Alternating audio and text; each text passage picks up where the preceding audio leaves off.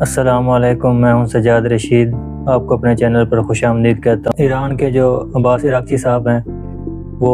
تیسری مرتبہ پاکستان پہنچے، اس کے اوپر ہم بات کریں گے۔ اور جو اقرار الحسن صاحب کا معاملہ ہے، وہ جو ان کے FIA کے سپاہی کے ساتھ تلخ کلامی ہوئی ہے، اس کے بعد انہوں نے پریس کانفرنس کی ہے،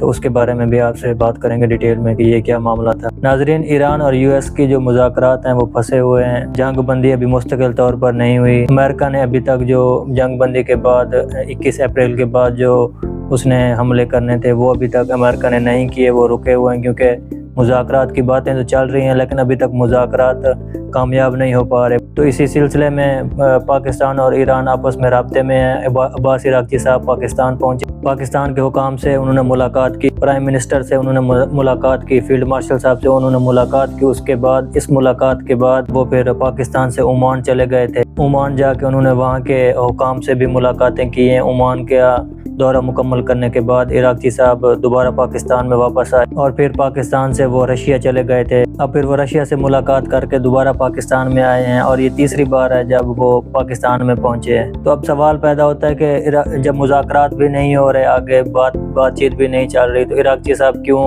2-3 ملکوں کا دورہ کر رہے ہیں اور اس سے آگے کیا ہونے والا ہے، اس کے بارے میں ہم آپ کو بتائیں گے۔ عارضی جنگ بندی کے بعد ابھی تک امریکہ نے کوئی حملہ نہیں کیا۔ اس کا یہ مطلب ہے کہ مذاکرات ہو رہے ہیں، بیہائنڈ دا ڈور بات چیت چل رہی ہے، مذاکرات چل رہے ہیں اور پاکستان اس میں ایک کردار ادا کر رہا ہے۔ اسی لیے عباس عراقچی صاحب پہلے پاکستان پہنچتے ہیں، یہاں سے عمان جاتے ہیں، پھر پاکستان پہنچتے ہیں، پھر پاکستان سے وہ رشیا جاتے ہیں اور رشیا سے دوبارہ پھر وہ پاکستان میں آتے ہیں۔ ناظرین، ٹرمپ نے ریکویسٹ کی تھی کہ کسی طرح یہ مذاکرات کامیاب کرائے جائیں، جنگ بندی مستقل طور پر کرائی جائے، کیونکہ ٹرمپ اس سب میس سے جو اس نے یہ جنگ چھیڑ دی تھی، اس سب سے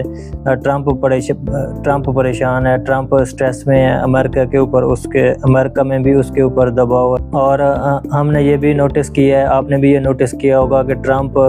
پچھلے 2-3 ہفتوں سے کوئی دھمکی نہیں لگا رہا۔ ٹرمپ جو الٹی سیدھی باتیں کر رہا تھا ایران کے خلاف،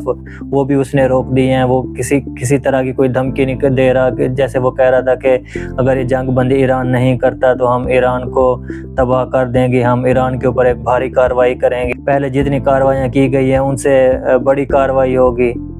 اور ایران کو بہت ہی بھاری پیمانے پر نقصان پہنچے گا۔ اب اس طرح کی ہفتہ 1.5 ہفتے سے یہ دھمکیاں نہیں آ رہی۔ اور ٹرمپ سے سوال بھی پوچھا گیا تھا کہ ایران کے ساتھ مذاکرات کرنے میں اتنا دیر کیوں لگ رہی ہے، تو ٹرمپ نے جواب دیا تھا کہ ویتنام میں جو ہے جنگ بندی کے لیے اور مذاکرات کے لیے 18 سال لگ گئے تھے۔ تو اس کا مطلب ہے کہ ٹرمپ اب آگے کارروائی کرنا نہیں چاہتے، وہ مذاکرات کرنا چاہتے ہیں اور وہ 18 سال بھی اب رکنے کو تیار ہیں، جس طرح کی انہوں نے مثال دی ہے۔ ٹرمپ نے جتنے بھی دعوے کیے تھے کہ میرے پاس ابھی کافی کارڈ بچے ہوئے ہیں، میں ایران کے ساتھ کچھ بھی کر سکتا ہوں،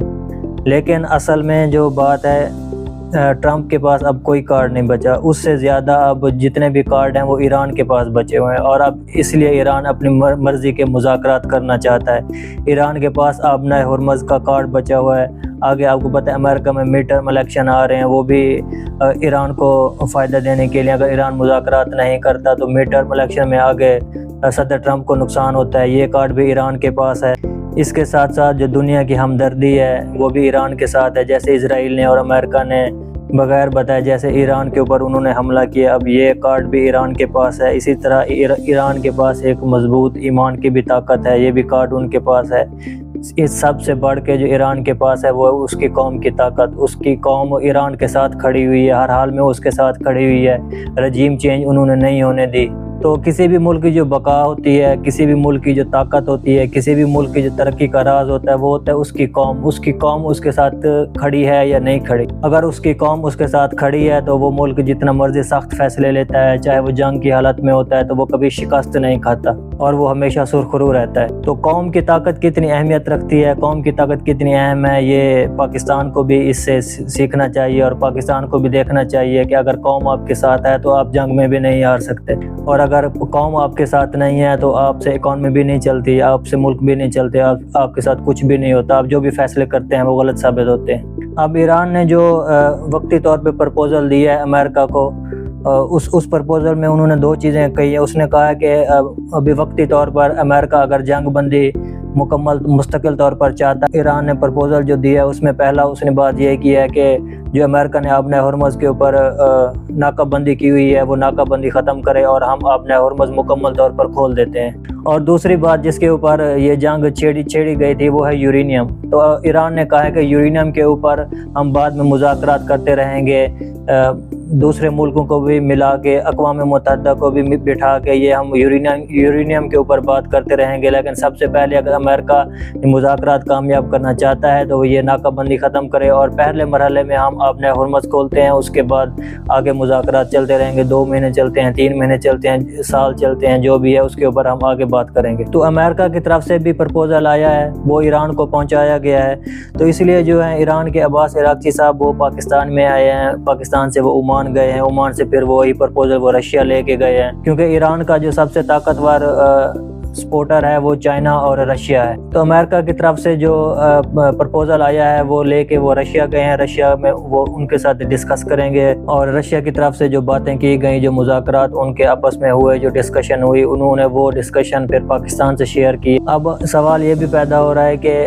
ایران کا جو سب سے بڑے سپورٹر تھے وہ رشیا اور چائنا تھے، تو اب ان جو مذاکرات ہو رہے ہیں ان مذاکرات میں ایران چائنا کو کیوں شامل نہیں کر رہا، کیوں ایران روس کے پاس تو گیا لیکن چائنا کے پاس نہیں گیا؟ یہ بھی ایک لمبی کہانی ہے، اس کے اوپر بھی نیکسٹ ولاگ میں انشاءاللہ آپ سے ڈسکس کریں گے اور بتائیں گے کہ ایران اور چائنا کا آپس میں کیا چل رہا ہے جس کی وجہ سے چائنا ایران سے دور ہوتا جا رہا ہے۔ اب رشیا کے ساتھ ان کی جو بھی ڈسکس ہوئی ہے پرپوزل کے اوپر وہ عباس عراقچی صاحب پاکستان کو بتائیں گے، پاکستان وہی پھر امریکہ کو ڈیلیور کرے گا۔ اور اگر اس پرپوزل کے اوپر جو پاکستان کو پیغام دیا گیا ہے اور انہوں نے امریکہ کو پہنچایا، اس کے اوپر اگر امریکہ مان جاتا ہے تو ٹھیک ہے، جنگ بندی مستقل طور پر ہو جائے گی، مذاکرات ہونا شروع ہو جائیں گے، اور اگر نہیں مانتا تو پھر جنگ دوبارہ شروع ہو جائے گی، اور اس دوبارہ جو جنگ شروع ہوگی اس میں امریکہ کا ہی نقصان ہے، ایران کا اتنا نقصان نہیں ہے۔ امریکہ نے پہلے بھی ملین اور ٹریلین ڈالر کے جو ہیں، بلین بلکہ ڈالر کے نقصان اٹھایا ہوا ہے، تو امریکہ کو ہر حال میں شکست ہے، امریکہ کو ہر حال میں نقصان ہے، اس لیے وہ یہ جنگ بندی چاہتا ہے کہ کسی طرح جنگ بندی ہو جائے۔ رشیا اور جو عباس عراقچی صاحب کی ملاقات ہوئی ہے اس کے بعد رشیا کا ایک پیغام آیا، انہوں نے کہا کہ ہم ایران کو کسی بھی حال میں اکیلا نہیں چھوڑیں گے، ہمارے ایران کے ساتھ بڑے لمبے تجارتی معاہدے ہیں، ہم اس تجارت بھی کریں گے، ہم اسے تیل بھی خریدیں گے اور ہم اسے ہر طرح کی سپورٹ دیں گے، لیکن لڑائی جو ہوتی ہے وہ تو ایران نے لڑنی ہے، لڑائی کسی بھی ملک کی ہو اس ملک نے خود لڑنی ہوتی ہے، ایران کے لیے رشیا نہیں آ کے لڑے گا یا پاکستان کے لیے چائنا نہیں آ کے لڑے گا، لڑائی ایران کو خود لڑنی ہے، لیکن جو پیچھے سپورٹ ہوتی ہے وہ ایران کو چائنا اور رشیا پرووائڈ کر رہے ہیں، اور انہوں نے کہا کہ ہم ہر صورت میں اور ہر حال میں یہ سپورٹ جاری رکھیں گے۔ اب روس اور چائنا بھی چاہتا ہے کہ ایران جو ہے مضبوط ایران بنے، کیونکہ ایران اگر بکھرتا ہے تو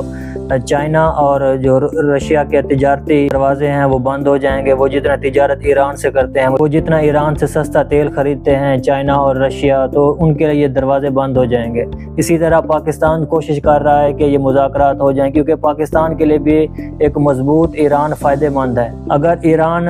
بکھر جاتا ہے، اگر ایران میں رجیم چینج ہو جاتی ہے اور ایک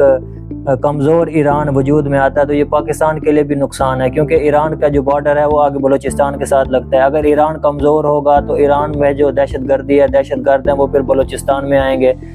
بلوچستان میں دہشت گردی ہوگی، پھر بلوچستان سے وہ آگے پاکستان میں بھی آ سکتے ہیں، تو اسی لیے پاکستان بھی چاہتا ہے کہ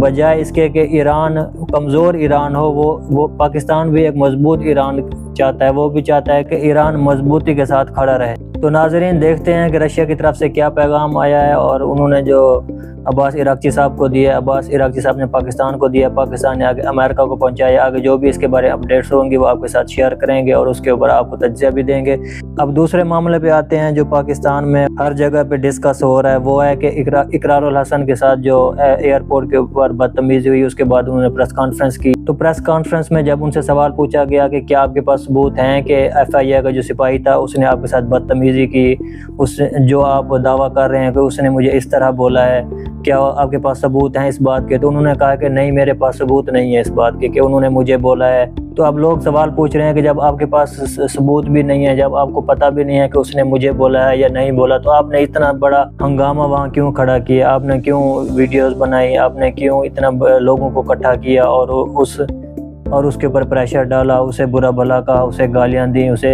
یوتھیا کہا، اسے پی ٹی آئی کا سپورٹر کہا؟ اب اقرار الحسن یہ دعویٰ کر رہے ہیں کہ اس نے یہ بات کی ہے کہ میں نے اپنے 7 کولیگ سے ڈسکس کیا ہے کہ یہ بھی جواد احمد کی طرح ہوگا، اس کا حال بھی جواد احمد کی طرح کا ہو جائے گا۔ لیکن اقرار الحسن نے کہا ہے کہ میرے پاس اس طرح کا کوئی ثبوت نہیں ہے کہ اس نے واقعی مجھے کہا ہے، مجھ سے اس نے بات کی ہے، مجھے اسے فیس ٹو فیس اس نے کہا ہے اور میں نے سنا ہو۔ ناظرین، یہ تھیں آج کی خبریں جس کے اوپر ہم نے آپ کو تجزیہ دیا۔ آپ کی اس کے اوپر کیا رائے ہے ہمیں اپنے کومنٹ میں ضرور دیں۔ اس کے ساتھ ہی اپنا خیال رکھیے، ہمارے اس چینل کو لائک کریں، سبسکرائب کریں، شیئر کریں۔ اللہ نگہبان، پاکستان زندہ باد۔